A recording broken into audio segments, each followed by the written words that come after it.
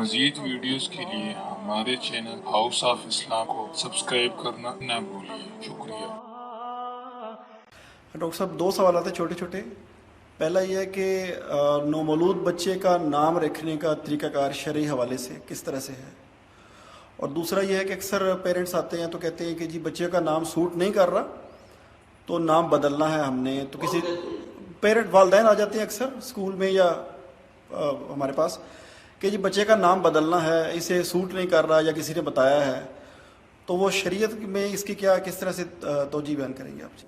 دیکھیے، نام رکھنے کی کوئی تقریب یا کوئی علیحدہ سے اس کے کوئی قواعد و ضوابط شریعت میں میرے علم میں نہیں ہے۔ آپ نام رکھیے، اللہ تعالیٰ جو بھی آپ کو سمجھ میں آئے اچھے نام ہو۔ ہاں، برے نام نہیں ہونے چاہیے۔ مثلا یہ کہ ایک شاعر ہوتے تھے، جماعت اسلامی کے رکن تھے، انہوں نے تخلص رکھا ہوا تھا عاصی۔ عاصی کہتے گناہ گار کو۔ تو مولانا مودودی نے ان سے کہا کہ نہیں، آپ نے ٹھیک نام نہیں رکھا ہوا ہے، بدلیں آپ اس کو، گناہ کیوں گار نام کیوں رکھا آپ نے؟ تو انہوں نے پھر اس کو آسی کر دیا، الف سے۔ آسی آس سے بنا امید سے، امیدوار جو ہے اللہ تعالیٰ کی رحمت کا۔ تو ایسا ہوتا ہے۔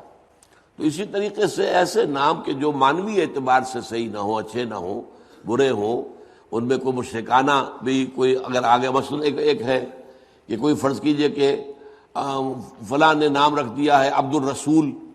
اب عبد الرسول جو ہے وہ کہیں آپ جائیں گے اگر سعودی عرب کے اندر تو وہ کوئی نہیں لکھے گا وہ عبداللہ رسول لکھیں گے۔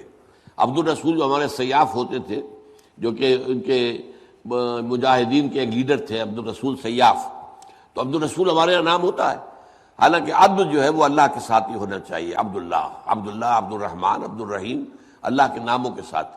رسول کے ساتھ ہماری نسبت عبدیت کی نہیں ہے، بلکہ آپ پیروی کرنے کی ہے، ہمارے ہم امتی ہے۔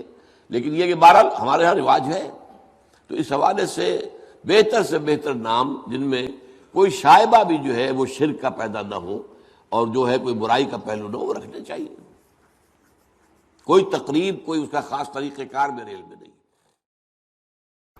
مزید ویڈیوز کے لیے ہمارے چینل ہاؤس آف اسلام کو سبسکرائب کرنا نہ بھولیے۔ شکریہ۔